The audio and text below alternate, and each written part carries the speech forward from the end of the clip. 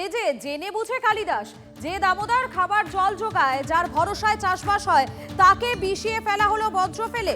সঙ্গে বছর ভর বালি লুটে বাংলার দুঃখ বানানোর পাকাপাকি বন্দোবস্ত। বর্ষা এলেই দামোদরের সঙ্গে দড়ি টানাটানি করে বাঁচে নদী পাড়ের এই মানুষ। সভ্যতা বাঁচাতে, দামোদর বাঁচাতে পথে সাধারণ মানুষই। মোদের দামোদরের বড়ই বিপদ, বাঁচাও দামোদর, না বাঁচালে দামোদর কাঁদবে জীবন ভর। জল নেই, তাতে কি, বালি তো আছে।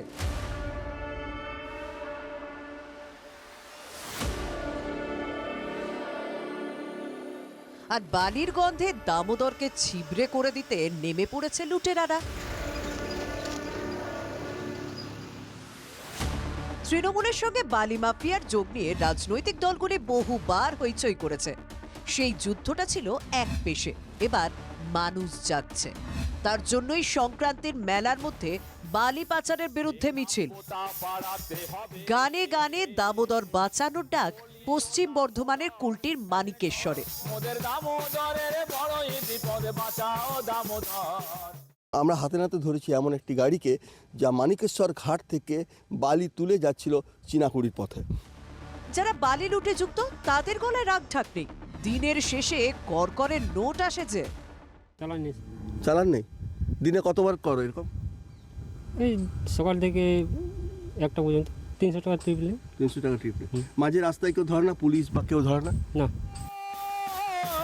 মকর সংক্রান্তির সঙ্গে জড়িয়ে লোকগান, আর লোকগানের মাধ্যমে দামোদরকে বাঁচানোর বার্তা পুরোদমে। মুক্ত দামোদর, মানুষ একটু জাগ্রত হয় এবং দামোদরকে বাঁচানোর কাজে তারা জোট বেঁধে যে সমস্ত কর্মসূচিগুলো আমরা নিচ্ছি তাদের সাথে থেকে আমরা প্রশাসনের কাছে যেন বার্তা পৌঁছাতে পারি, এই দামোদরকে বাঁচাতে হবে।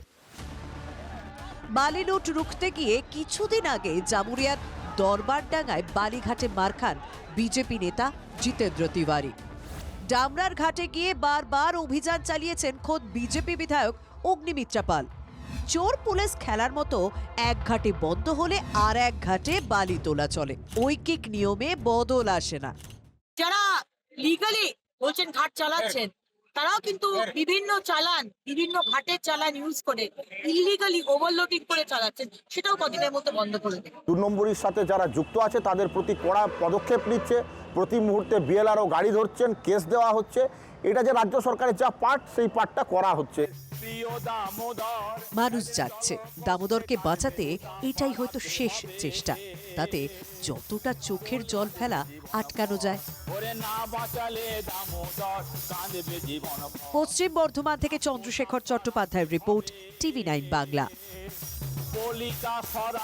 বিনা প্রতিদ্বন্দ্বিতায় বিজেপির সর্বভারতীয় সভাপতি নির্বাচিত নীতিন নবীন আজ থেকেই দায়িত্বে। গতকালই বিনা প্রতিদ্বন্দ্বিতায় এই পদে জয়ী হয়েছেন বিহারের নীতিশ কুমারের মন্ত্রিসভার এই সদস্য। আজ থেকে আনুষ্ঠানিকভাবে দলের রাশ হাতে নিতে চলেছেন 45 বছর বয়সী নীতিন।